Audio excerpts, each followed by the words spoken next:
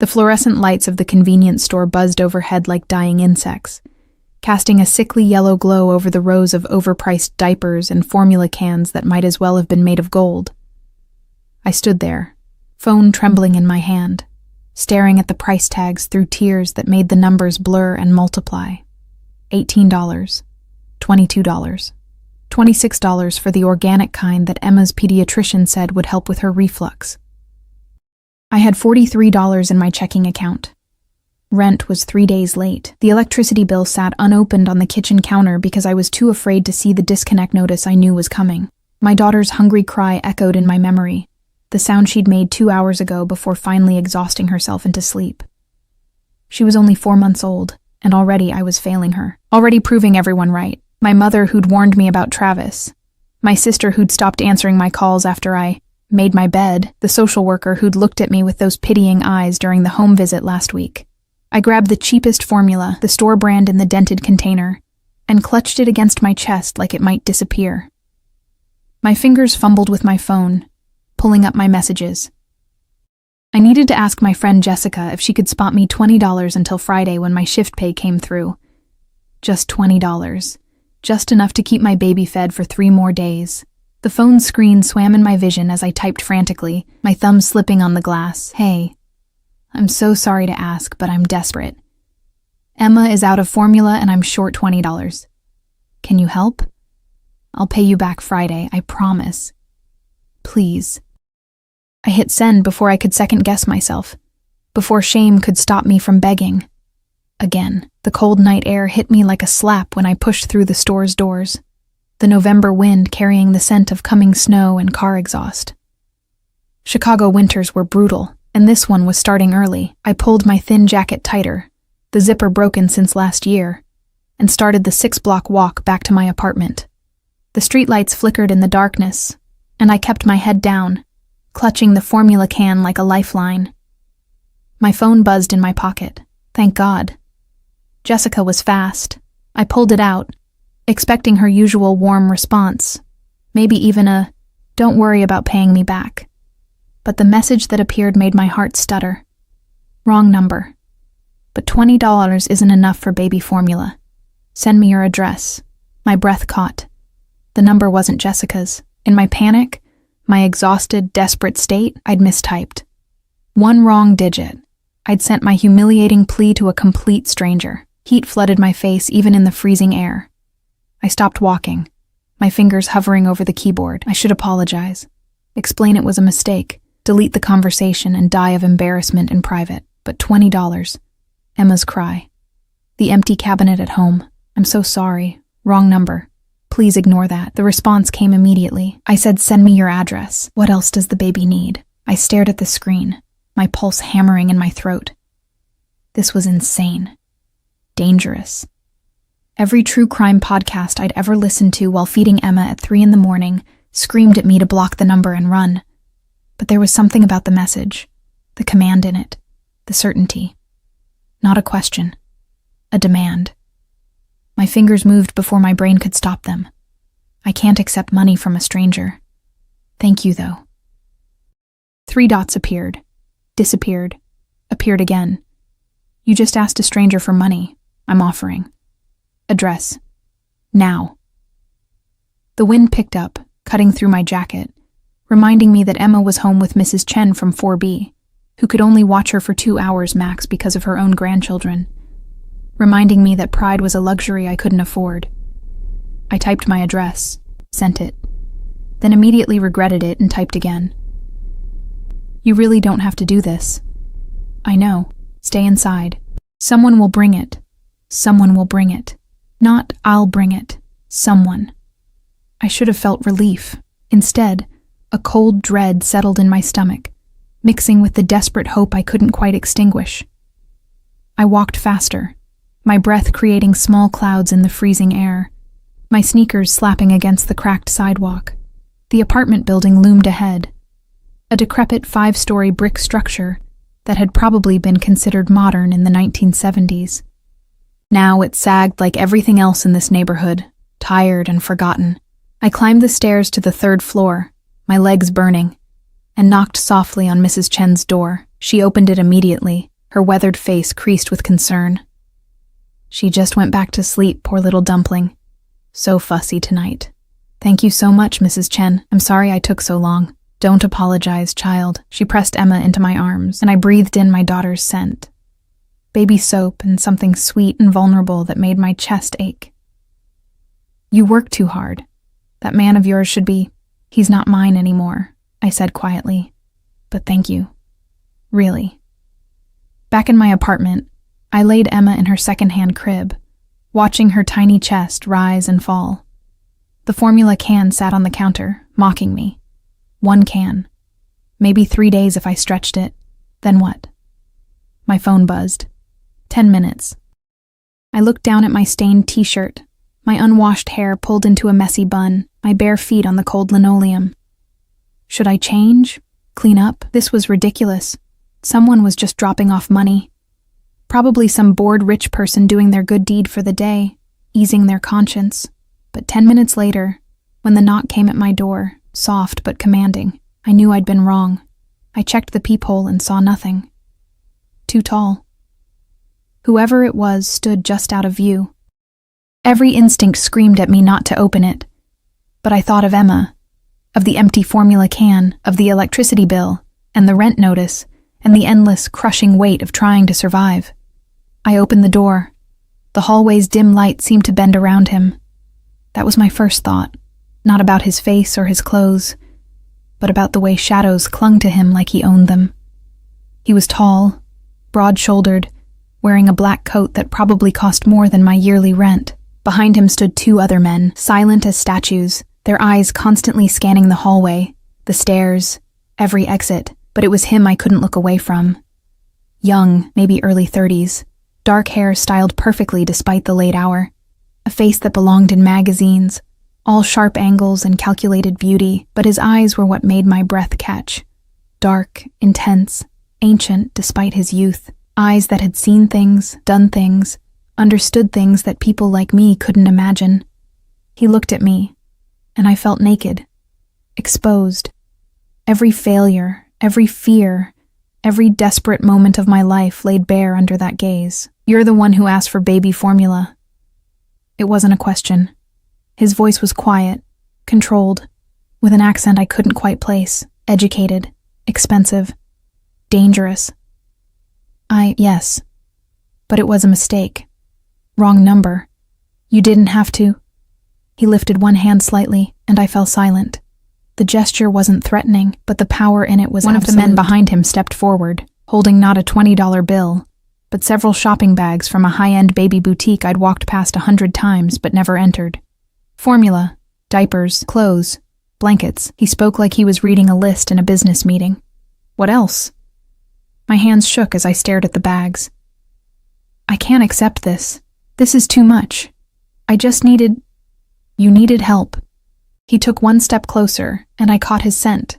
Expensive cologne mixed with something darker, smoky, like whiskey and wood smoke. You have a child. You're alone. You sent a message to a stranger begging for $20. Each word was measured, precise. That tells me you're desperate.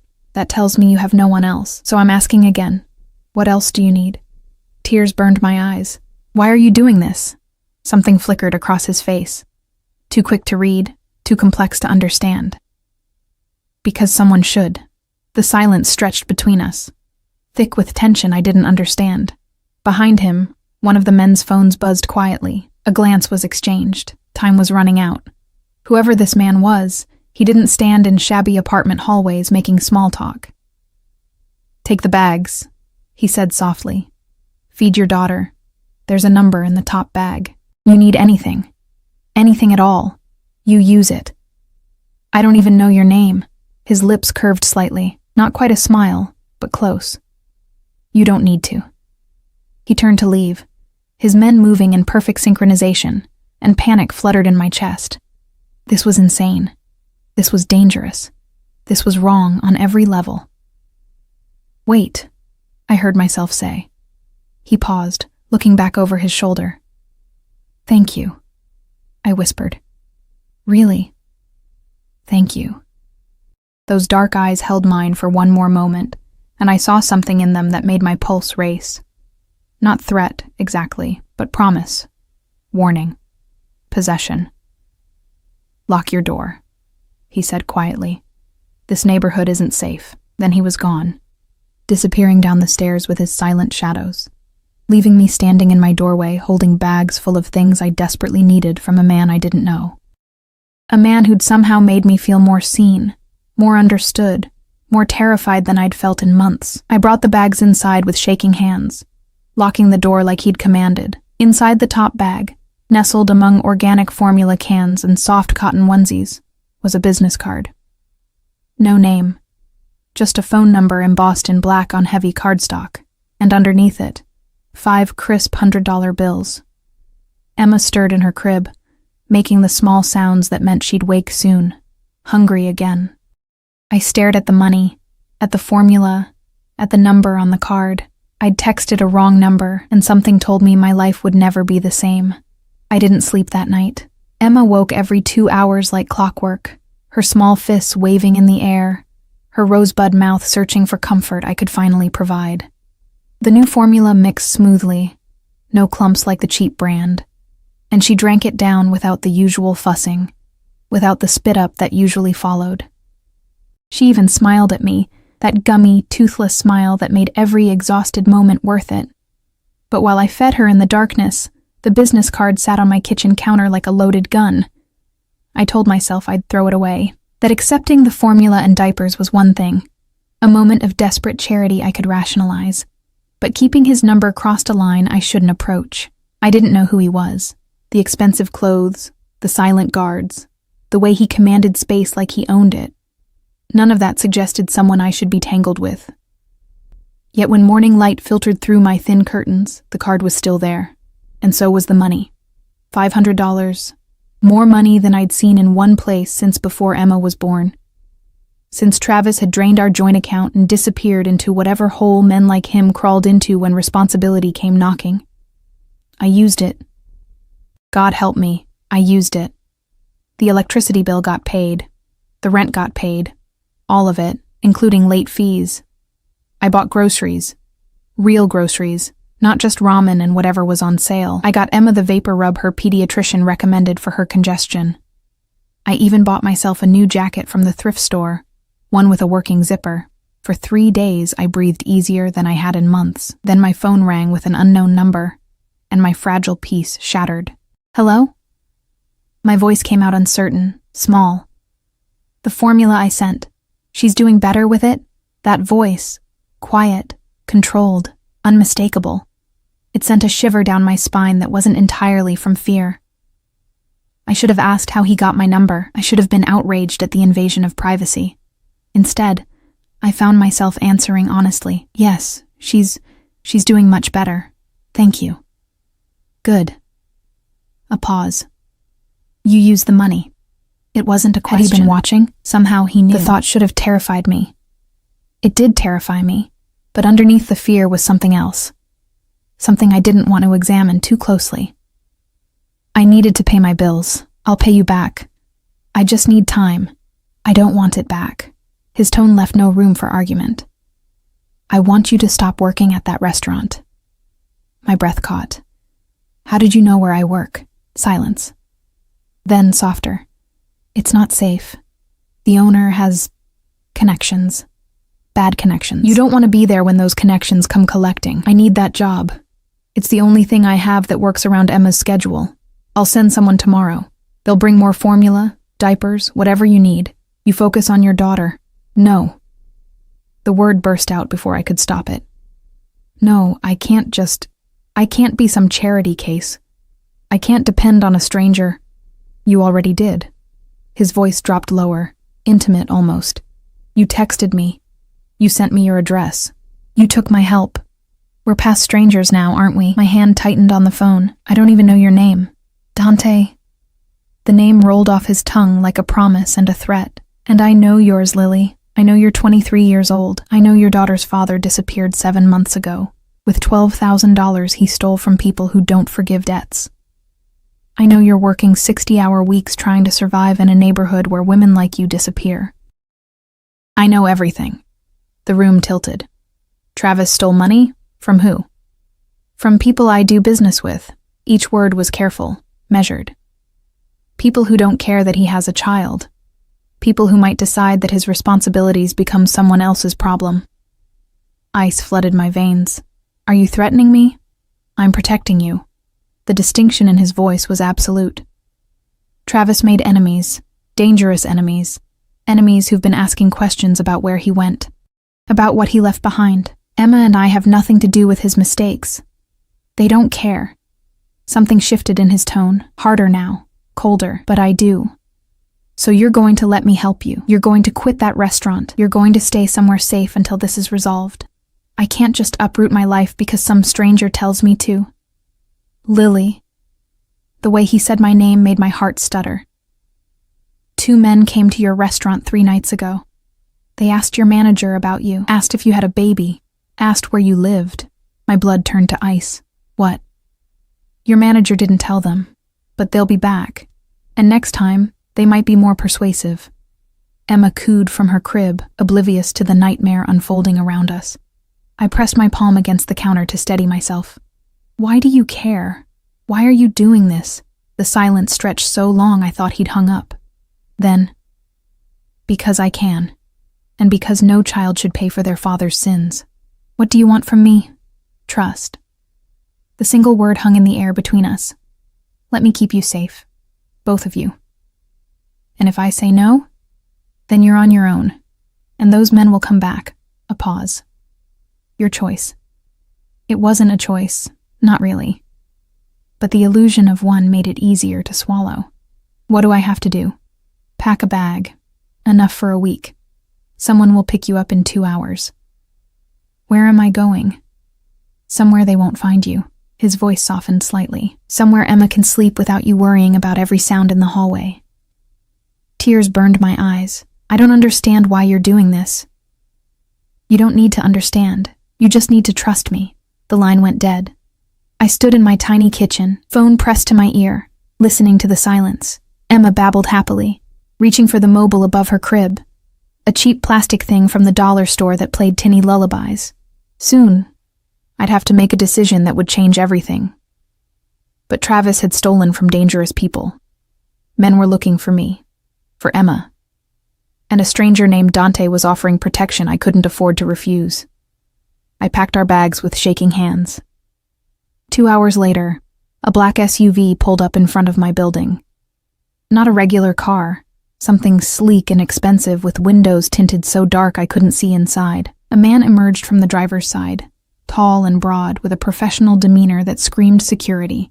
He wore a dark suit and an earpiece, his eyes constantly scanning the street. Miss Lily? His voice was respectful, but firm. I'm Marcus. Mr. Dante sent me. Mr. Dante. The formality of it made my stomach flip. I need to get my daughter. I'll help with your bags. He moved past me with efficient grace, already climbing the stairs. Mr. Dante was very clear about the timeline. We need to leave quickly. My hands trembled as I gathered Emma from her crib, wrapping her in the new blanket from Dante's bags. She gurgled happily, grabbing at my hair, completely unaware that our lives were being uprooted. Mrs. Chen appeared in her doorway as we descended, her eyes sharp with concern. Lily? What's happening? I'm going to stay with a friend for a bit. Just a week or so. Her gaze traveled to Marcus, to the expensive SUV idling below, to my hastily packed bags. Understanding flickered across her weathered face. The understanding of a woman who'd lived long enough to recognize when someone was running. Or being taken. You be careful, child, she whispered. Men with cars like that. They don't do favors for free. I wanted to reassure her. Tell her this was different, that Dante was helping, that I knew what I was doing. But the words died in my throat because I didn't know. I was walking into the unknown with a man I'd met once, whose last name I didn't know, whose business I could only guess at. Marcus loaded our bags into the trunk with practiced efficiency. The interior of the SUV was luxury incarnate. Leather seats, climate control, a partition between the front and back that offered privacy I wasn't sure I wanted. A car seat was already installed, top of the line, the kind I'd stared at in stores knowing I'd never afford it. Mr. Dante made sure everything was ready for the baby, Marcus said, noticing my expression. He's very thorough. I secured Emma into the seat, her small body dwarfed by the expensive safety features. She looked around with wide eyes, fascinated by the new environment. I buckled myself in beside her, and Marcus closed the door with a solid thunk that sounded like finality, like a cell door locking. The SUV pulled away from the curb, and I watched my building disappear in the side mirror. Everything I knew, everything familiar, vanishing behind tinted glass. "Where are we going?" I asked, my voice barely above a whisper. Marcus's eyes met mine in the rearview mirror. "Somewhere safe, miss. That's all I can say." The drive took 40 minutes, winding through Chicago's streets, until the shabby buildings gave way to tree-lined avenues and historic mansions, old money territory, the kind of neighborhood I'd only seen in movies. The SUV turned through iron gates that opened automatically, rolling up a circular driveway to a house that made my apartment building look like a cardboard box. 3 stories of red brick and limestone, with tall windows that glowed warmly against the late afternoon shadows. Manicured gardens stretched on either side, dormant for winter but clearly maintained with obsessive care. Other vehicles sat in the circular drive. More black SUVs, a sleek sports car that probably cost more than I'd make in a lifetime. And standing on the front steps, hands in the pockets of his perfectly tailored black suit, was Dante. He watched the SUV approach with that same intense gaze I remembered, and even from a distance, I felt its weight. Marcus opened my door, and the cold November air rushed in, carrying the scent of expensive greenery and privilege. "Welcome," Dante said as I climbed out, Emma cradled against my chest. His eyes moved from me to my daughter, and something flickered across his face. Something almost gentle. "Let's get her inside. It's too cold out here." He turned and walked through the massive front door. And I followed because what else could I do? My feet carried me across the threshold into a world I didn't belong in. Marble floors, crystal chandeliers, artwork that probably cost more than my life insurance policy. A woman appeared from a side hallway, middle-aged and kind-faced, wearing sensible clothes and a warm smile. "You must be Lily. I'm Teresa. I'll be helping with whatever you need during your stay." Stay. Like I was a guest, not someone running from threats I barely understood. "There's a nursery upstairs," Dante said, already moving toward a sweeping staircase. "Everything Emma needs is already there. Teresa made sure of it." I followed him up, my worn sneakers silent on the plush carpet runner. He led me down a hallway lined with closed doors until we reached a room that made my breath catch. It was a nursery from a magazine. Soft gray walls, white furniture, a crib that looked like something royalty would use, shelves stocked with toys, books, everything organized with careful precision. A rocking chair sat by the window, overlooking the gardens, a changing table equipped with every supply imaginable. "This is too much," I whispered. "This is necessary." Dante stood in the doorway, watching me with that unreadable expression. "Emma deserves somewhere safe, somewhere comfortable, but why? Why would you do all this for people you don't even know?" He stepped into the room, and suddenly the space felt smaller. His presence filled it, overwhelming and inescapable, because I could have been her, a child paying for a parent's mistakes. No one helped me. No one cared. His jaw tightened.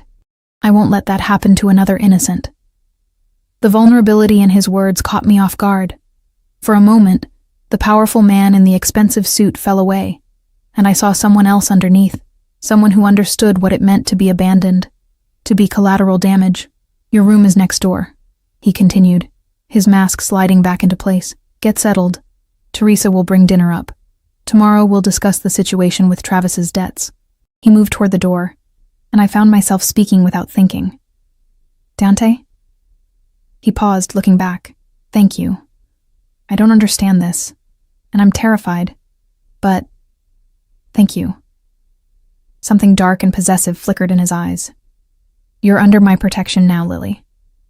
That means no one touches you. No one threatens you. No one even looks at you wrong." He stepped closer, and I caught his scent again.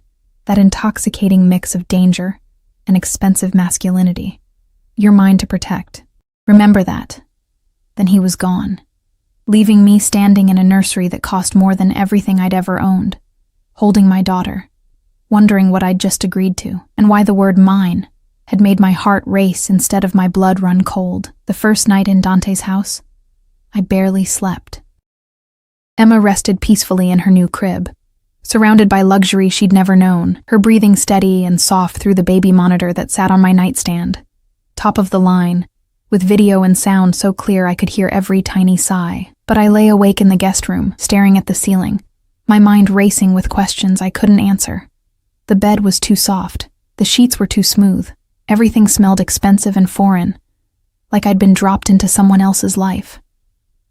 Through the walls, I heard the house settling, footsteps in distant hallways, low voices speaking in tones too quiet to understand, the occasional sound of a car pulling up outside.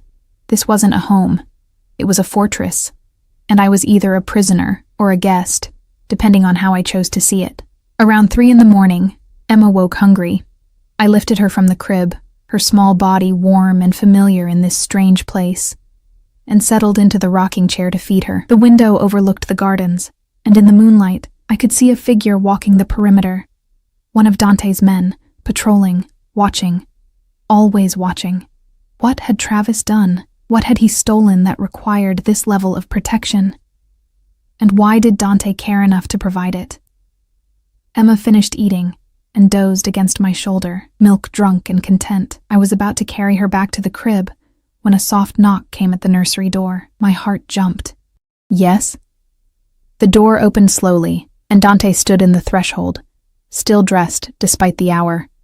Dark slacks, white shirt with the sleeves rolled to his forearms, revealing tanned skin and the edge of a tattoo I hadn't noticed before. His hair was slightly disheveled, like he'd been running his hands through it. I saw the light, he said quietly. Everything all right? Just feeding her. I stood carefully, acutely aware that I wore only an oversized t-shirt and pajama pants, the nicest sleepwear I owned, but suddenly feeling inadequate under his gaze. She's fine now. He stepped into the room, and I caught that scent again, smoke and expensive cologne, mixed now with something sharper. Whiskey, maybe. His eyes found Emma in my arms, and his expression softened in a way that made my chest tighten. She looks like you, he murmured. Same eyes, same stubborn chin. You can tell she's stubborn already. The corner of his mouth lifted. I recognized the trait. He moved closer, and my pulse quickened. May I? I blinked. May you what? Hold her. He said it like he was asking permission for something precious, something fragile. I'll be careful. Every instinct screamed that this was a bad idea. That letting this dangerous man, because he was dangerous no matter how gentle he seemed in this moment, hold my daughter would be crossing a line I couldn't uncross, but something in his expression stopped me. A longing. A tenderness that seemed at odds with everything else about him. I transferred Emma to his arms, showing him how to support her head, and watched as he cradled her against his chest with surprising gentleness. His large hands dwarfed her tiny body, but he held her like she was made of glass. Hello, Piccola, he whispered, his accent thickening slightly. Italian, I realized. You're safe now. I promise you that. Emma yawned, her small hand grasping at his shirt, and something in my chest cracked open.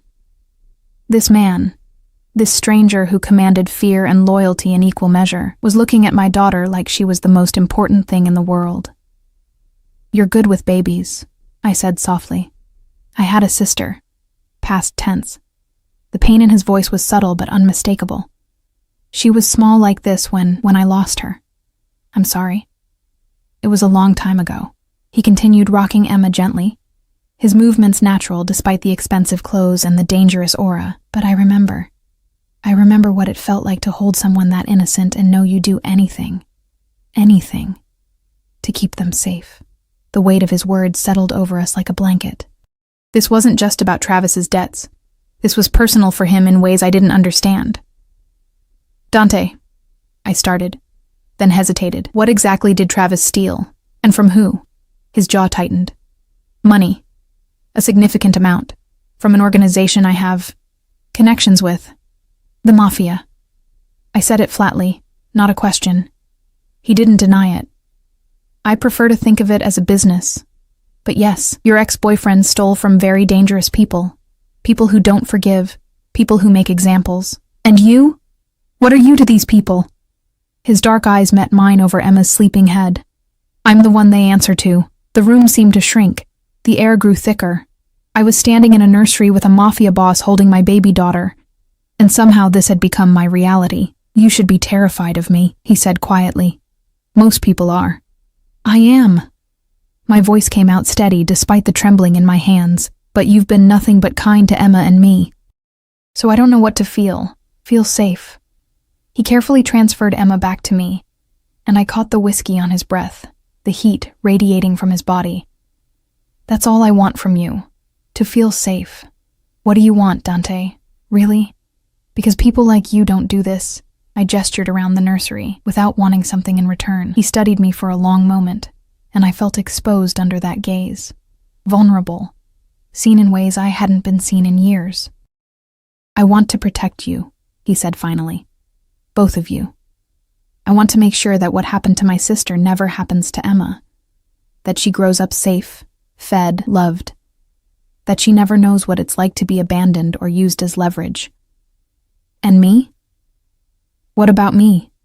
He stepped closer, and my breath caught. You? His voice dropped lower, intimate. I want you to stop looking at me like I'm going to hurt you. I want you to sleep without nightmares. I want you to let someone take care of you for once instead of carrying everything alone.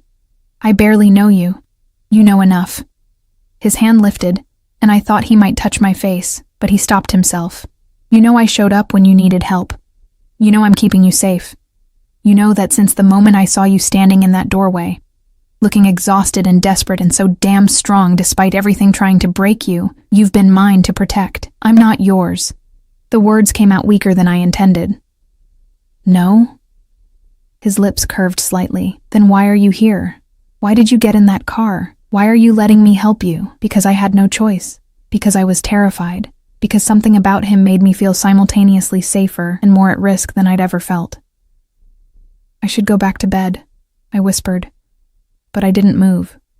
Yes, you should. He didn't move either. But before you do, I need you to understand something, Lily. The people looking for you, they're not just debt collectors, they're enforcers. And they've been told to use whatever means necessary to find Travis. That includes you. That includes Emma. Ice flooded my veins. You mean they'd hurt her? They'd threaten to. His expression hardened. They'd use her to get to Travis, or to make an example if they can't find him. But that's not going to happen, because I won't allow it. How can you stop them? If they're part of the same organization? Because I run that organization. The words hung in the air like a death sentence. And what I say is law, but there are complications. People who don't agree with my methods. People who think I'm too soft, too willing to bend rules. They might try to circumvent my authority. Which is why you need to stay here, where I can protect you properly. For how long? Until I find Travis. Until this debt is settled. Until I'm certain you're safe. And if Travis is never found... His eyes held mine with intensity that made my knees weak. Then you stay. Permanently. The implications settled over me like silk chains. Beautiful, comfortable, inescapable. He was offering safety, security, everything I'd been struggling to provide for Emma. But the cost was my freedom, my independence, my life outside his control. I need to think about this, I said, my voice barely audible. Think all you want. He moved toward the door, then paused. But while you're thinking, remember that out there. He gestured toward the window. You're vulnerable. Here, you're protected. Out there, Emma could be taken. Here, she's safe. The choice might seem difficult, but really, Lily, is there any choice at all? He left before I could answer, closing the door softly behind him. I stood in the nursery holding my sleeping daughter, my mind reeling. He was right. What choice did I have? Return to my shabby apartment and wait for dangerous men to find us? Try to run with a 4-month-old baby and no money? Or stay here, in this golden cage, under the protection of a man who looked at Emma like she was precious and at me like I was something he wanted to own? I placed Emma back in her crib and retreated to my room, but sleep never came. Morning arrived with weak November sunlight, and the smell of coffee drifting up from somewhere below. I dressed in my nicest jeans and a clean sweater, trying not to feel self-conscious about how cheap everything I owned looked in this environment. Teresa knocked at 8, her kind face cheerful. "Good morning, dear. Breakfast is ready downstairs. I can watch Emma if you'd like to eat in peace." The thought of leaving Emma, even with this seemingly trustworthy woman, made my stomach clench. "I'll bring her with me." "Of course." Teresa's smile didn't falter. "Mr. Dante is in his office, but he asked that you join him after breakfast. Nothing to worry about," she added quickly, seeing my expression. "He just wants to discuss the security arrangements." I fed and changed Emma, then made my way downstairs, following the coffee smell to a dining room that could have seated 20. But only one place was set. Fine china, silver cutlery, fresh flowers in a crystal vase. A covered plate sat waiting, and when I lifted the dome, the aroma of perfectly cooked eggs, bacon, and fresh bread made my mouth water. I ate with Emma balanced on my lap, hyper-aware of the cameras I'd noticed in corners, the windows that revealed more security personnel patrolling outside. This wasn't just a home, it was a compound. After breakfast, I followed Teresa's directions to Dante's office. The door was heavy wood, ornately carved, and stood slightly ajar. I knocked softly. "Come in." The office was all dark wood and leather, lined with bookshelves and dominated by a massive desk where Dante sat, looking every inch the powerful man he was. He'd traded last night's casual attire for a 3-piece suit that probably cost more than my car, when I'd had a car. His hair was perfectly styled, his jaw freshly shaved, and he looked dangerous and beautiful in equal measure. But his eyes softened when he saw Emma in my arms. "Sit," he said, gesturing to the leather chair across from his desk. "We need to talk about Travis." I sat, my heart hammering. "You found him?" "No, but I found what he stole." Dante opened a file on his desk, turning it so I could see. $12,000, like I said, but also information. Client lists, transaction records, things that could destroy people if they fell into the wrong hands. "I don't understand. Travis was just... He worked at a warehouse. He wasn't involved in anything. He was a courier." Dante's voice was patient but firm. "He transported money, documents, occasionally other items, and he got greedy, thought he could steal from us and disappear. He was wrong. Where is he now?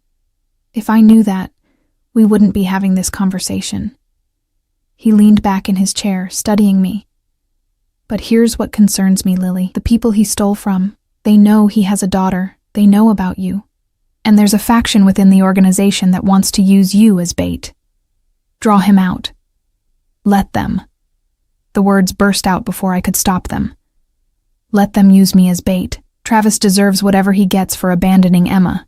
"No." The single word cracked like a whip. Dante stood, moving around the desk with predatory grace. "You're not bait. You're not leverage. You're not going to be used by anyone. Is that clear?"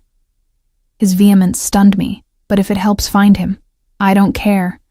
He was close now, towering over me, and Emma stirred in my arms, sensing the tension. "I will not allow you to be put in danger. Not for Travis. Not for anyone." "Why?" I looked up at him, searching his face for answers. "Why do you care so much?"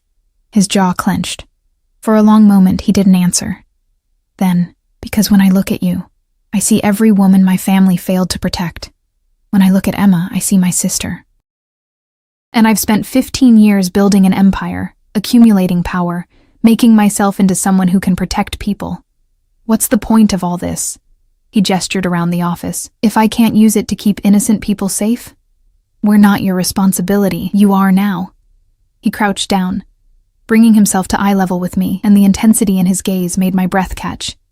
"The moment you sent that text, you became mine to protect. The moment I saw you in that hallway, exhausted and desperate but still fighting, something in me decided, you're mine, Lily. Both of you. And I protect what's mine." There was that word again. Mine. Possessive, absolute, terrifying, and thrilling in equal measure. "I'm not a possession," I whispered. "No. You're something far more valuable." His hand lifted, and this time he did touch my face, just his fingertips against my cheek. gentle despite the calluses I felt there. You're someone worth protecting, someone worth keeping safe, someone who deserves better than what life has given you. Emma cooed, her small hand reaching toward Dante, and he smiled. A real smile that transformed his face from dangerously beautiful to something almost boyish. She likes you, I said softly. Smart girl? He straightened, the moment broken, but the tension still crackling between us. I have a meeting this afternoon, business I can't avoid. But I want you to stay here, in the house.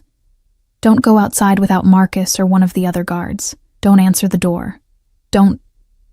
I'm not a child. I understand security. His lips curved. I know you're not a child, Lily. Believe me, I'm very aware of that. The heat in his voice made my face flush. But humor me. Let me keep you safe. Do I have a choice? Yes. His answer surprised me. You always have a choice. You can walk out that door right now. I won't stop you. But, his expression hardened, if you leave my protection, I can't guarantee your safety. Or Emma's. It was an illusion of choice. A pretty cage with an unlocked door, but monsters waiting outside. And we both knew it. We'll stay, I said quietly. For now. For now, he agreed. But something in his eyes said he expected it to be much longer than that. He walked me back to the nursery, his presence a constant warmth at my back. At the door, he paused. Lily? One more thing. I turned to face him. You're safe here. Completely safe. That means from everyone, including me. His voice dropped lower. I want you to understand that. What I feel when I look at you, it's intense. It's possessive. But I will never touch you without your permission. You have my word. Before I could respond, he was gone, leaving me standing in the doorway with Emma, my mind spinning with questions and a strange, dangerous warmth spreading through my chest. I was trapped in a gilded cage with a Mafia boss who looked at me like I was something precious. And the most terrifying part was how much I was starting to like it. 3 days passed in Dante's house, and I learned what it meant to live in a world of contradictions. The luxury was suffocating. Too much space, too much silence, too many people watching my every move under the guise of protection. Yet Emma thrived. She smiled more, slept better, her little body filling out as the quality formula and constant care worked their magic. Teresa doted on her, teaching me things about childcare I'd been too exhausted to learn, and for the first time since her birth, I didn't feel like I was drowning, but Dante was everywhere and nowhere. I'd catch glimpses of him, emerging from his office with men in suits, their voices low and urgent. Standing by the window in the library at night, a glass of whiskey in his hand, staring out at nothing. Once, I'd gone downstairs for water at 2 a.m. and found him in the kitchen, shirt unbuttoned, exhaustion etched into every line of his face. He'd looked at me with such raw hunger that I'd fled back to my room, my heart racing. He kept his distance, honored his promise, but the air between us crackled with tension that grew thicker every day. On the 4th morning, everything changed. I was in the nursery, changing Emma's diaper and singing softly to her when shouting erupted from somewhere below. Male voices, angry and overlapping, then a crash, something heavy hitting the floor. Emma startled, her face crumpling toward a cry, and I scooped her up instinctively, my pulse hammering. The door burst open. Marcus stood there, his professional demeanor cracked by urgency. Miss Lily, I need you to come with me. Now. What's happening? Now. He was already moving, expecting me to follow. There's been a situation. Mr. Dante wants you in the safe room until it's resolved. Safe room. The word sent ice through my veins. I grabbed the diaper bag with shaking hands and followed Marcus down the hallway. Emma clutched against my chest. We descended a back staircase I hadn't known existed, the sounds of argument growing louder. Don't care what you promised her. This is business. An unfamiliar voice, sharp with authority. She's under my protection. That's final. Dante's voice, cold as death. Your protection is making us look weak. The others are talking. They think you've gone soft over some girl. What others think is irrelevant. What I say is law. Not if the council disagrees. Not if they decide you're compromised. Marcus hustled me past the room where the argument raged, but I caught a glimpse through the open door. Dante facing down 3 men in expensive suits, his posture radiating controlled violence. One of them was older, silver-haired, with the bearing of someone accustomed to power. The others were younger, harder, with the look of men who'd killed before.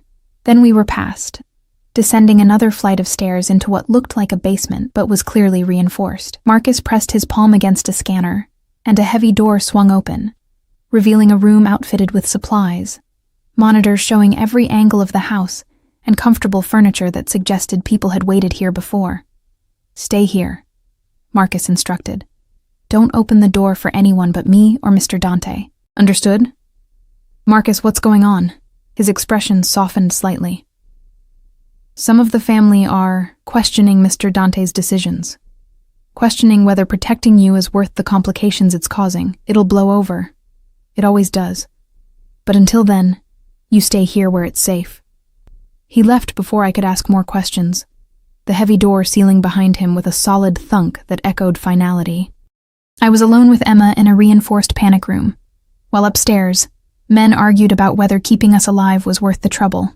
Emma whimpered, sensing my fear, and I forced myself to breathe slowly, to rock her gently. "It's okay, baby. We're okay. Dante won't let anything happen to us."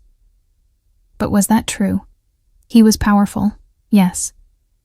But if his own organization was turning against him because of us, the monitors showed the house in grainy black and white.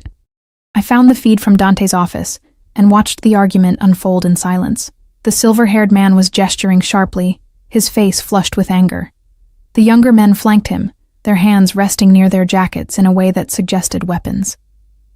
Dante stood perfectly still, but I could see the tension in his shoulders, the coiled violence in his posture. Then the silver-haired man said something, and Dante moved. It happened so fast the camera barely caught it. Dante's hand shooting out, gripping the man's throat, slamming him back against the wall. The younger men reached for their weapons, but other guards appeared from nowhere, guns drawn, and suddenly the office was a standoff.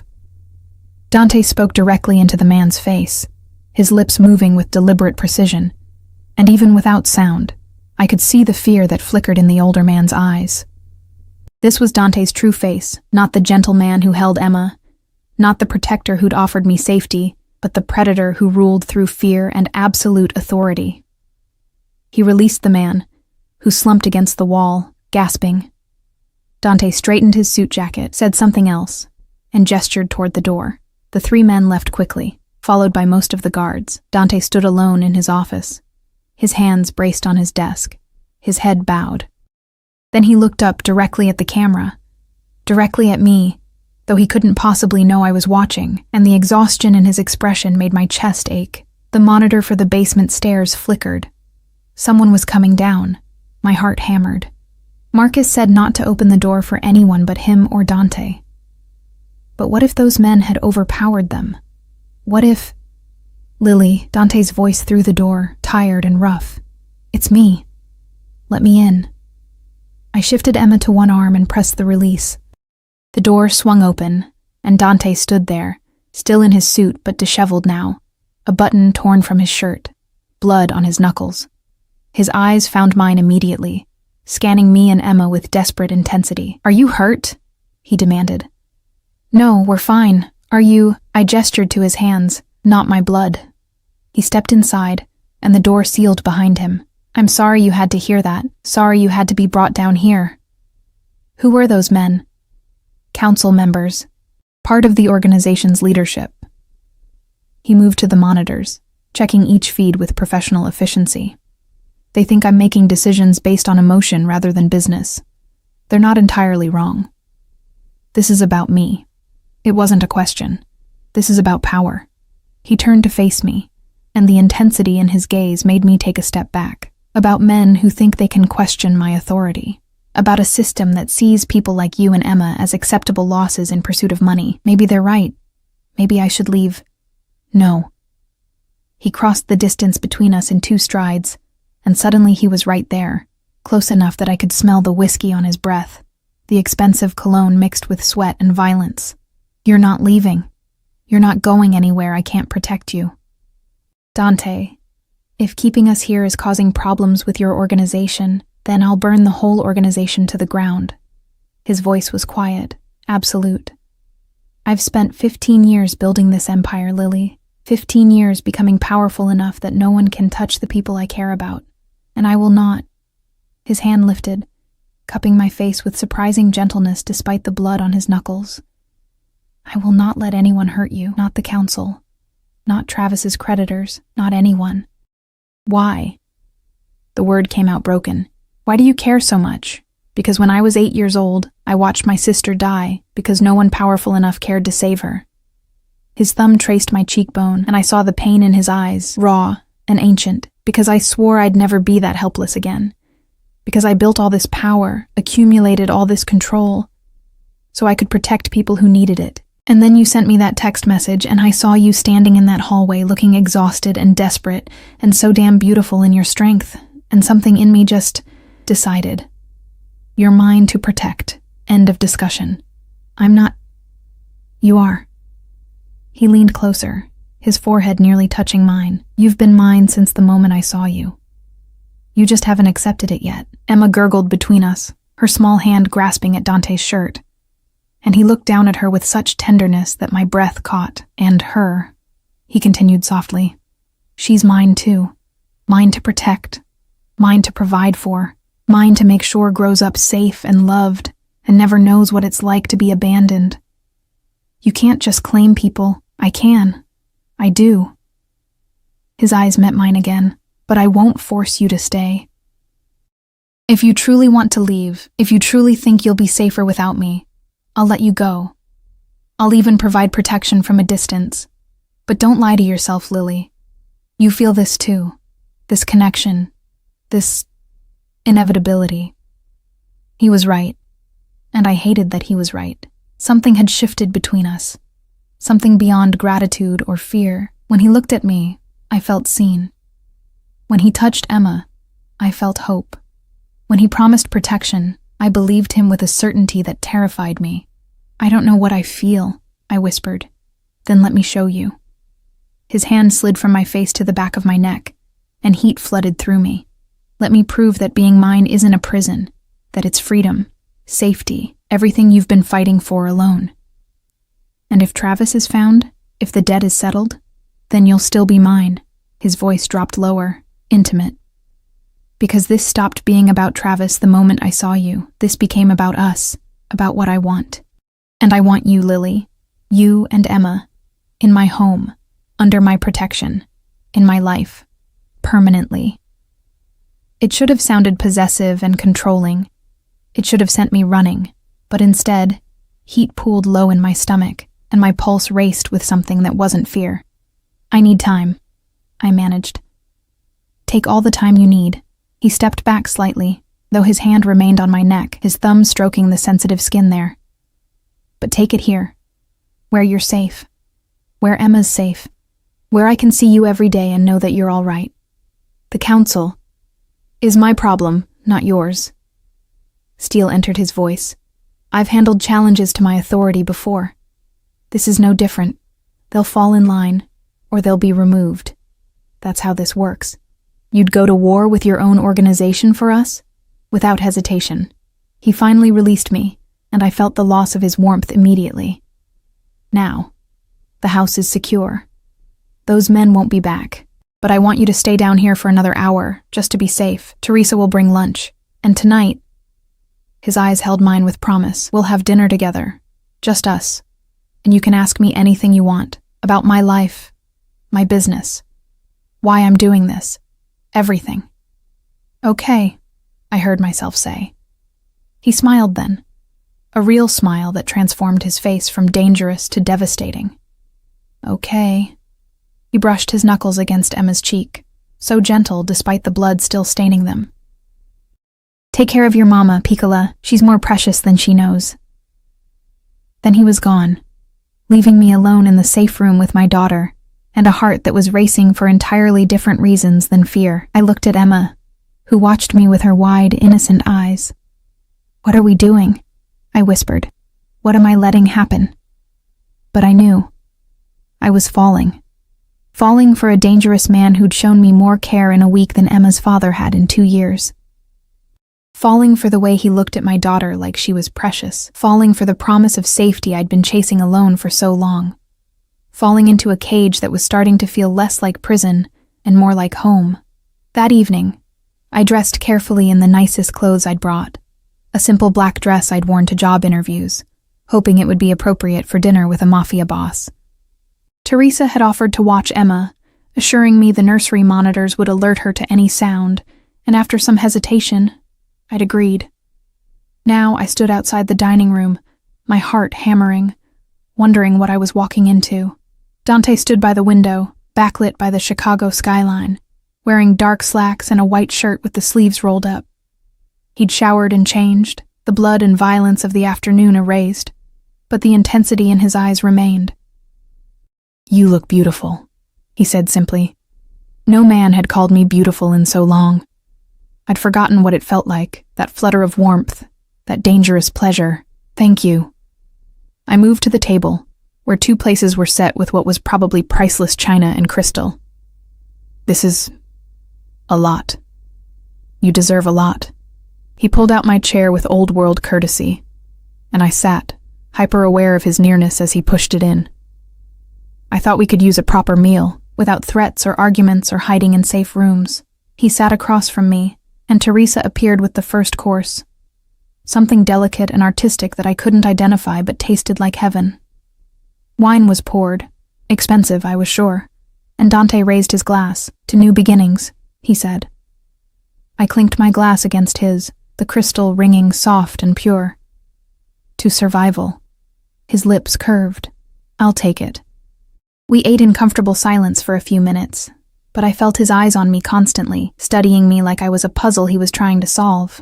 "You said I could ask anything," I finally said. "I did. Your sister. What happened to her?" Pain flickered across his face, but he didn't look away. "Her name was Isabella. She was 6 when she died. I was 8. He took a drink of wine, his jaw tightening. "My father owed money to the wrong people. They came to collect. Used her as leverage. And when he couldn't pay, he didn't finish. He didn't need to. I'm so sorry. I swore that day I'd never be powerless again, that I'd become strong enough, powerful enough, that no one could touch the people I cared about." His eyes met mine. "It's why I do what I do, why I built this empire. Power isn't about money or control. It's about protection. About making sure what happened to Isabella never happens to anyone else I care about." "Is that why you helped me? Because I reminded you of her?" "No." He leaned forward, intense. "Emma reminded me of her, but you reminded me of my mother, strong, fighting impossible odds, trying to keep your child safe despite everything working against you. I watched my mother break under that pressure. I won't watch you do the same." The vulnerability in his words cracked something open inside me. "I'm not as strong as you think. You're stronger." He reached across the table, his hand covering mine. "You're surviving impossible circumstances, providing for Emma alone, fighting every day. That's real strength, Lily. Not the kind that comes from violence or power, but the kind that comes from refusing to give up even when everything says you should." Tears burned my eyes. I wanted to give up, so many times. When Travis left, when the bills piled up, when I couldn't afford formula and had to water it down, I wanted to just stop fighting. But you didn't. His thumb stroked across my knuckles. "You kept going. For her, that's love, Lily. The kind of love that builds futures. The kind I never had but always wanted to protect. And now? What happens now?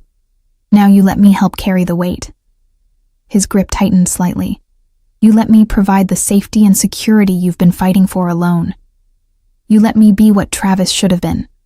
What any man worth a damn would be for you and Emma." "I'm not looking for a man. I know. You're looking for survival. But I'm offering more than that. I'm offering partnership, protection. A life where you don't have to choose between feeding your daughter and paying rent. Where you can breathe without panic. Where Emma can grow up safe. And what do you get?" His eyes darkened. "You. In my home. In my life. Knowing you're safe. knowing Emma's safe, knowing that I'm doing what I swore to do all those years ago, protecting someone who needs it, that's all? No. Honesty rang in his voice. I want more. I want to come home and see you. I want to hear Emma laugh. I want to fall asleep knowing you're down the hall, safe and protected. He paused, searching for words. I want to build something good, something that isn't about violence or power or control. Something real. With me. I said it flatly, testing it. With you. No hesitation. If you'll let me. The weight of his offer settled over me. This wasn't just protection anymore. This was something bigger, something that terrified and tempted me in equal measure. I don't love you, I said quietly. I barely know you. I know. He didn't seem bothered. But you could, given time, given the chance to see that I'm more than the monster people think I am. That with you and Emma, I could be better. And if I can't, if I never feel that way, pain flickered in his eyes, but his voice remained steady, then I'll still protect you, still provide for Emma, still keep you safe, because that's what you do for people you care about. You don't demand love in return for basic decency. God help me, I believed him. Okay, I whispered. His eyes flashed. Okay. We'll stay. For now. We'll see what happens. But I need you to understand something, Dante. I pulled my hand from his, needing the distance. I won't be owned. I won't be controlled. If this is going to work, I need to feel like a person, not a possession. You'll never be a possession. He leaned back, respecting the space I'd created. But you will be mine. There's a difference. Possessions are things. You're a person I'm choosing to protect, to care for, He paused. To build something with. And that requires your consent, your participation, your willingness. I'm not interested in forcing you into anything. Even though you could. Especially because I could. His voice dropped. Power means nothing if it's used to hurt the people you claim to care about. I want you to choose this. Choose me. Choose us. And I'm patient enough to wait until you do. The waiter, I hadn't noticed him arrive, cleared our plates and brought dessert, but I barely tasted it.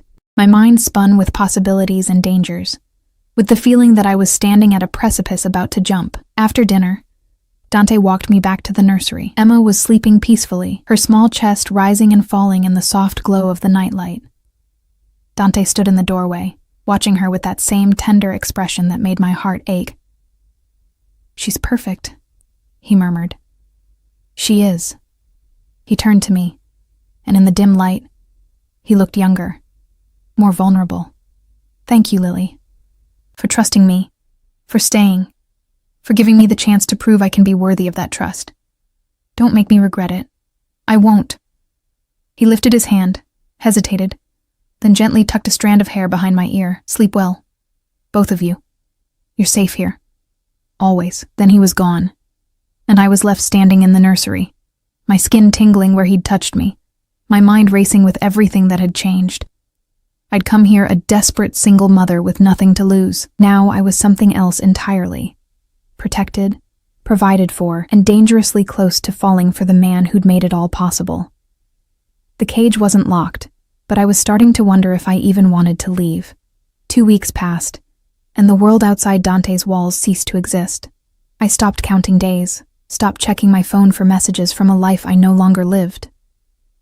The shabby apartment, the exhausting restaurant shifts, the constant terror of not having enough, it all faded like a bad dream I was finally waking from. Emma flourished, her cheeks growing round and pink, her laughter filling rooms that had probably never heard a child's joy. And Dante? Dante was everywhere, not physically. His business kept him occupied, mysterious meetings in his office, phone calls in Italian that I wasn't meant to understand, late nights when he didn't return until dawn.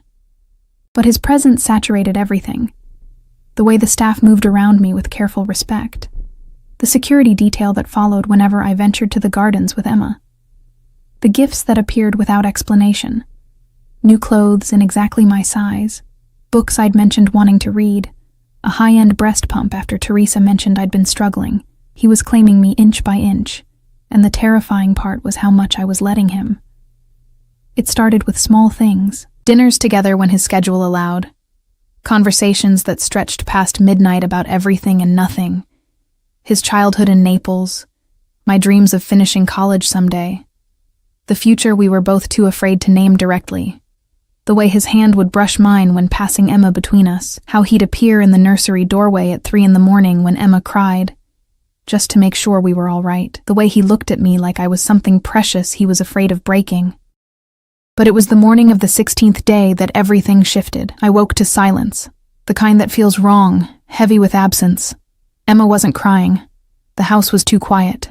Panic spiked through me and I bolted from bed, rushing to the nursery. Empty.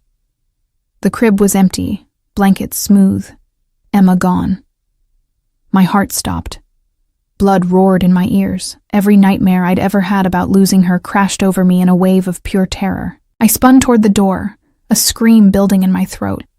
She's with me. Dante stood in the hallway, Emma cradled against his bare chest, wearing only pajama pants, his hair disheveled from sleep. Relief hit me so hard my knees buckled, and he was there immediately, his free arm wrapping around my waist, holding me up. Breathe, Lily. She's fine. She woke up fussy, and I heard her on the monitor. Didn't want her to wake you. I clung to him, my fingers digging into his warm skin, my whole body shaking. I thought I couldn't find her. I know. I'm sorry. I should have left a note. His lips pressed against my hair, and I felt his heartbeat. Steady, calm, grounding. You're exhausted. You needed sleep. I've got her. Emma gurgled happily, completely content in his arms, and the sight of them together, this dangerous man holding my tiny daughter with such gentle certainty, broke something open inside me. Or maybe it healed something. I couldn't tell anymore where the fear ended and the hope began. Come on, Dante murmured. Sun's barely up. Let's get her fed, and then you're going back to bed. He led me downstairs to the kitchen, moving through his home with easy familiarity while I followed in my oversized t-shirt and bare feet, still shaky from the adrenaline crash. The kitchen was warm and bright, morning light streaming through windows that overlooked the frost-covered gardens. Dante settled into a chair, adjusting Emma in his arms while I prepared her bottle with hands that gradually stopped trembling. Here, I said, holding it out. You feed her. His voice was soft. I'll just hold her. You both look comfortable.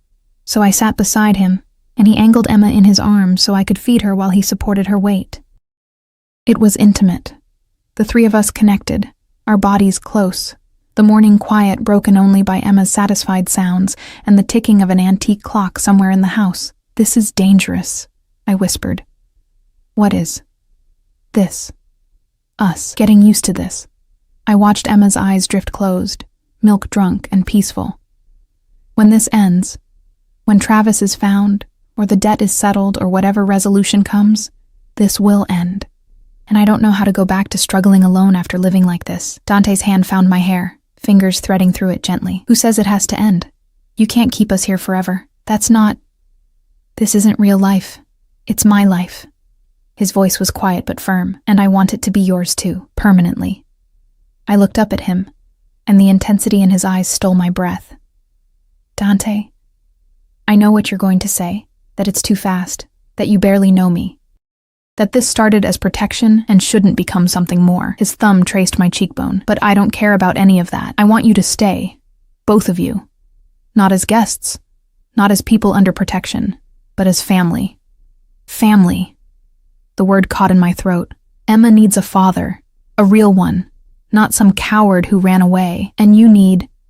He paused, searching for words. You need someone who sees how strong you are and doesn't run from it. Someone who wants to build something with you, not tear you down. I can be that. I want to be that. You're a mafia boss. I said it flatly, needing him to understand the insanity of what he was suggesting. Your life is violence and danger and secrets. That's not a life for a child. My life is whatever I make it. Steel entered his voice. Yes, I run an organization. Yes, my business involves things most people don't want to know about.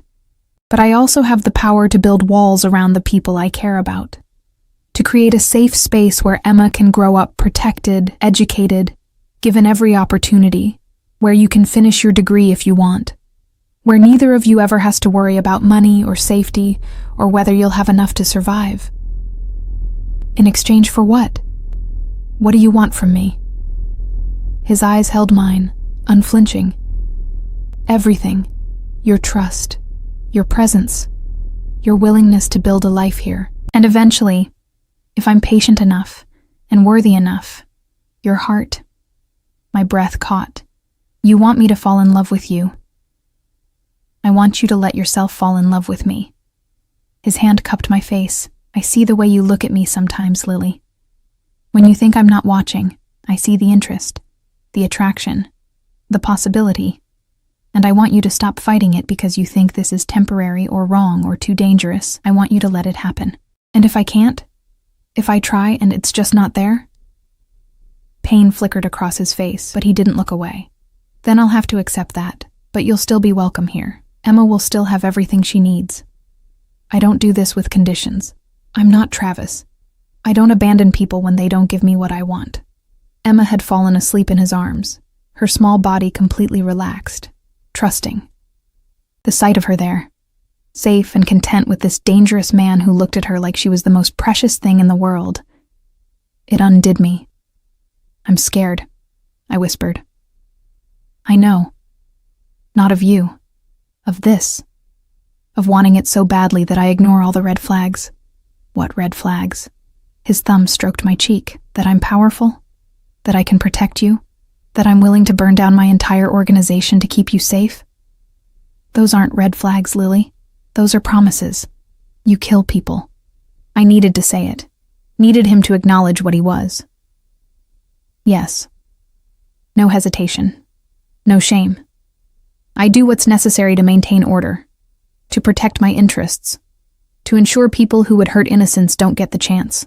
I'm not a good man by conventional standards, but I'm good to the people I care about, and I care about you, both of you. How can you be so sure? You barely know me. I know enough. His voice dropped lower, intimate. I know you're strong enough to survive impossible circumstances. I know you love your daughter more than anything. I know you're smart, resourceful, and too damn stubborn to give up even when everything says you should. I know that when you smile, really smile, not that polite thing you do for the staff, it makes my chest ache. I know that seeing you with Emma makes me want things I thought died with Isabella. Family, home, something beyond power and control. Tears burned my eyes. This is insane. Yes. He leaned closer, his forehead almost touching mine, but so is sending a wrong number text and having a stranger show up with baby formula. So is living here for 2 weeks without asking when you can leave. So is looking at me the way you're looking at me right now, like you want to believe every word I'm saying. I do want to believe you, I breathed. That's what terrifies me. Then believe me. His lips brushed my forehead, gentle despite the violence I knew those hands were capable of. Believe that I'll protect you, provide for you, build a life where Emma can grow up safe and loved. Believe that what I feel for you is real, even if it happened fast. Believe that you deserve this, deserve safety, security, someone who sees your worth. Emma stirred, making small sounds, and Dante adjusted her carefully, his large hands cradling her with practiced ease. The domesticity of it, this powerful, dangerous man holding my sleeping daughter in his kitchen at dawn, was almost too much to process. I need time, I said finally, to think, to process, to figure out if what I'm feeling is real or just gratitude, desperation, Stockholm Syndrome. His lips curved slightly. You're not my prisoner, aren't I? Can I really leave if I want to? Yes. The answer was immediate, absolute. I'll provide security from a distance. Make sure you and Emma are protected. But if you truly want to go, truly believe you'll be happier without me, I won't stop you. His jaw tightened. It'll destroy me, but I won't stop you. The vulnerability in his words cracked my remaining defenses. I don't want to leave, I whispered. That's what scares me. I should want to leave, should want my independence back. But the thought of walking out that door, of taking Emma back to that shabby apartment, of struggling alone again, I shook my head. I can't do it. And I don't know if that makes me weak or smart. It makes you human. He shifted Emma carefully, then stood, still holding her. Come on, let's get her back to bed, and then you're sleeping too. No arguments. I followed him upstairs, watching the way he moved with Emma, confident, gentle, natural. In the nursery, he laid her in the crib with such care, it made my throat tight, then pulled the blanket over her small body. She sighed in her sleep, content and safe. Sleep, Lily, he murmured, turning to me. I've got meetings today, but I'll be back for dinner. We'll talk more then. He moved toward the door, but I caught his arm. Dante? He paused, looking back. I didn't plan what happened next, didn't think about consequences or wisdom or any of the 1,000 reasons it was a terrible idea. I just stepped forward, rose on my toes, and pressed my lips to his. He froze for half a heartbeat, shock maybe, or the fear of pushing too far. Then his arm wrapped around my waist, pulling me closer, and he kissed me back with a hunger that stole my breath. It wasn't gentle. It was desperate, claiming, full of weeks of tension and want and restraint finally breaking. When we pulled apart, both breathing hard, his eyes had darkened to almost black. Lily. His voice was rough, strained. I'm not ready to say I love you, I whispered. I'm not ready to make promises about forever. But I'm ready to try. To see if this, I gestured between us, could be real. His hand cupped my face, thumb tracing my swollen lips. That's all I'm asking for. A chance. Then you have it. He kissed me again, softer this time but no less intense. And I felt it in every cell, the shift, the surrender, the terrifying leap into unknown territory. When he finally pulled away, his forehead rested against mine. Get some sleep, he murmured. And Lily? Thank you for trusting me, for giving me this chance. I won't waste it. Then he was gone, and I was left standing in the nursery, my lips tingling, my heart racing, wondering what I'd just agreed to. The next 3 weeks blurred together in a haze of domesticity I'd never expected to find with a man like Dante. He courted me, old-fashioned, almost chivalrous, despite the violence that defined his life outside these walls. Dinners where we talked for hours. Morning coffee together when his schedule allowed. Quiet evenings in the library while Emma slept. His arm around my shoulders, my head on his chest, listening to his heartbeat and feeling safe for the first time in years. He was patient with my hesitations. Never pushed when I pulled back, never demanded more than I was ready to give. But his desire was obvious in the way his eyes tracked me across rooms, in the heat of his kisses when I initiated them, in the restraint it clearly cost him to keep his promises. And slowly, terrifyingly, I fell. Not because he was powerful or wealthy or provided security, though those things mattered, but because of the way he read bedtime stories to Emma in Italian, his deep voice soft with tenderness. Because of how he remembered that I took my coffee with too much sugar and always made sure there was fresh creamer in the fridge. Because he asked about my day, my dreams, my fears, and actually listened. Because when I woke screaming from nightmares about Emma being taken, he was there within seconds, pulling me into his arms, promising that nothing would touch us while he drew breath.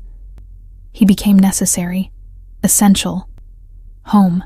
And then, on a cold December morning, exactly 37 days after I'd sent that wrong number text, everything came crashing down. I was feeding Emma in the nursery when shouting erupted from downstairs. Different from before, more urgent. Dante's voice, sharp with command. Then gunshots, muffled but unmistakable. Terror seized me. I grabbed Emma and ran for the safe room, but Marcus intercepted me in the hallway, his face grim. Miss Lily, Mr. Dante needs you downstairs. Now. What's happening? They found Travis, and he's here. My blood turned to ice. Marcus led me down to Dante's office. Emma clutched against my chest.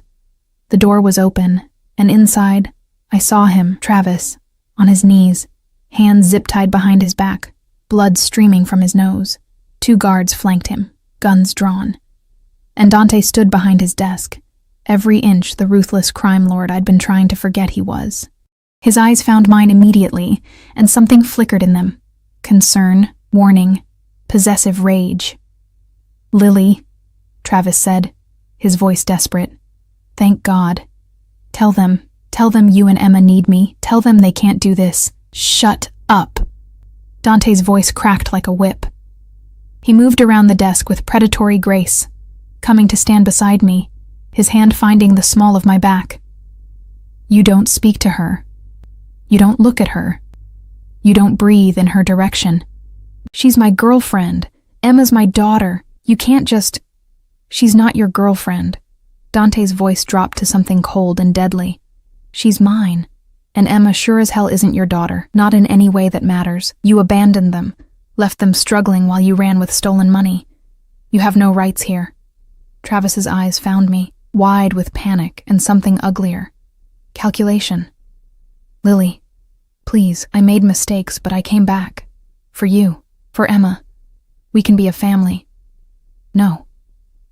The word came out stronger than I expected. "You don't get to come back now. You don't get to pretend you care when you left us with nothing. When you stole money and put us in danger, I did it for us." His voice rose, desperate. "That money, I was going to use it to start over, somewhere safe. I just needed time to set things up. 7 months, I said quietly. "You needed 7 months? While Emma and I were starving? While I was begging strangers for help because I couldn't afford formula?" Shame flickered across his face, but he rallied quickly. I know I screwed up. But I'm here now. I'll pay back the money. I'll make this right. Just don't let them kill me." Dante's hand tightened on my back. "The money's already been returned. With interest. That's not why you're here." Travis's face went white. "Then why?" "Because you put them in danger." Each word was precise, controlled, but the violence underneath was palpable. "Because men came looking for you and found Lily instead. Because your debts almost got Emma killed. Because you made me necessary in their lives, and now," his arm wrapped around my waist, pulling me against his side, "now you're irrelevant, a problem to be solved. You can't kill me. I'm Emma's father, biologically." Dante's voice was ice. "But I'm the one who provides for her, protects her, makes sure she has everything she needs. I'm the one who holds her at 3 a.m. when she can't sleep, who reads to her, who would burn this entire city to keep her safe. So tell me, Travis, what exactly do you contribute that makes your existence worth the risk?" Silence. Travis had no answer because there was no answer. Dante looked at me, and I saw the question in his eyes, the choice he was giving me. He'd kill Travis. I could see it in every line of his body, in the cold calculation behind his gaze, but he was asking permission, giving me the power to decide. And I realized with stunning clarity that I didn't want Travis dead. Not because I cared about him, I didn't, not anymore. But because I didn't want that on Emma's future. Didn't want her to grow up knowing her biological father had been executed, even if he deserved it. "Don't kill him," I said quietly, "but get him out of our lives, permanently." Dante studied me for a long moment, then nodded. He turned to Travis with expression carved from stone. "You're going to sign papers terminating your parental rights. You're going to disappear. I don't care where, as long as it's far from here. You're going to forget Lily and Emma exist. And if you ever come near them again, I'll make what happens next so painful you'll beg for death long before I grant it. Understood?" Travis nodded frantically, tears streaming down his face. "Good." Dante gestured to his guards. "Get him out of my sight. Make sure the papers are filed by end of day, and then make sure he's on a plane to somewhere very far away." They hauled Travis to his feet, dragging him toward the door. He looked back at me once, his face full of regret and fear and resentment, and I felt nothing. No anger, no sadness, just relief that this chapter was finally closing. When the door shut behind them, Dante turned to me, his hands framing my face. "Are you all right?" "I don't know." I shifted Emma to one arm, and Dante immediately supported her weight, his hands gentle despite everything. I thought I'd feel something, vindication or anger or satisfaction, but I just feel tired. "It's over." His thumb stroked my cheek. He's gone. He can't hurt you anymore. Can't threaten Emma. Can't disrupt the life we're building. It's over. Is it? I looked up at him. The debt's settled. Travis is gone. Your organization isn't questioning you about me anymore. So what now? What happens to us? His eyes darkened with emotion I couldn't name. Now you decide. You've seen all of me. The protection, yes, but also the violence, the control, the ruthlessness I'm capable of. You've seen what I am, Lily, so decide. Do you want this life? With me? Knowing what it means, my heart hammered. This was it. The moment of truth. The choice that would define everything.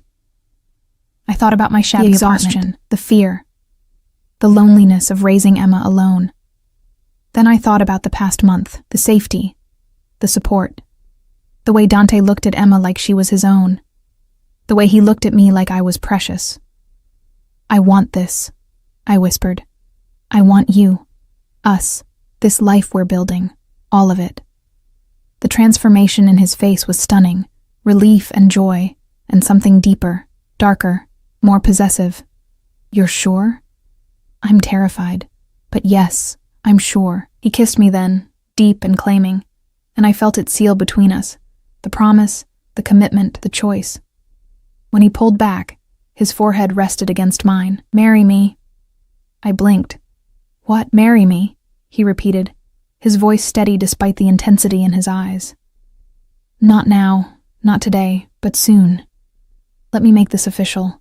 Let me give Emma my name, my protection, everything I have. Let me be your family. Tears burned my eyes. That's insane. We've known each other barely more than a month. I don't care. I knew the moment I saw you. I've just been waiting for you to catch up. His hands cupped my face. Say yes, Lily. Say you'll marry me. Say you'll let me spend the rest of my life proving I'm worthy of you and Emma. I looked at Emma, dozing peacefully between us, completely unaware that her future was being decided. Then I looked at Dante, this dangerous, powerful man who'd shown up when I needed help and stayed when I needed hope. Yes, I whispered. Yes, I'll marry you. His smile was devastating. Thank God. He kissed me again, softer this time, reverent. I'll make you happy, Lily. I swear it. You and Emma will never want for anything. Never have to be afraid. Never be alone. I believe you. And I did. Against all logic, against every warning bell, I believed him. 6 months later, the spring sun warmed the gardens where Emma took her first steps, stumbling between Dante and me with determination in her eyes and laughter bubbling from her lips. She'd grown so much, almost a year old now, healthy and happy, and utterly unaware of the chaos that had brought us here. She's got your stubbornness, Dante said. Catching Emma as she toppled forward, she shrieked with delight, demanding to try again. And your dramatic flair, I countered, watching as Emma made a show of standing, arms spread wide like she was conquering mountains. He laughed, that deep, genuine laugh I'd learned to treasure, and pulled me against his side with his free arm. The diamond on my left hand caught the sunlight. The engagement ring he'd presented 3 months ago when I'd finished signing all the papers making him Emma's legal father. We were getting married next month. Small ceremony, just a few people. Teresa, Marcus, some of Dante's trusted associates. Mrs. Chen from my old building, who'd cried when I'd visited to thank her for her kindness. Travis was gone. Last I'd heard, he was somewhere in South America, working construction and keeping his head down. The debt was settled. The threats were eliminated. The council had accepted that I wasn't going anywhere, that Emma was Dante's daughter in every way that mattered, and I was happy. Genuinely, surprisingly, completely happy. What are you thinking? Dante murmured against my hair, that I sent a text to the wrong number and it changed my entire life. Best wrong number I ever got, he kissed my temple, though I prefer to think fate knew what it was doing. You believe in fate. I believe in you. In us. In this. He gestured to Emma, to the gardens, to the home we'd built together. Everything else is just details. Emma took 3 more wobbling steps and crashed into my legs, giggling. I scooped her up, and she immediately reached for Dante, wanting his arms instead. He took her with that same gentle competence that still made my heart ache, and she snuggled against his chest, content and safe. My dangerous mafia boss, my protector, my partner, my home. I love you, I said, the words coming easier now. Both of you. His eyes met mine, dark and intense and full of promises kept and promises yet to make. We love you too, il mio cuore, always. Emma babbled something that might have been da-da, and Dante's face transformed with such joy that tears burned my eyes. This life, this unexpected, impossible, beautiful life, was ours now. All because of a wrong number and a man who'd shown up with baby formula and stayed to build a family, and I wouldn't change a single thing.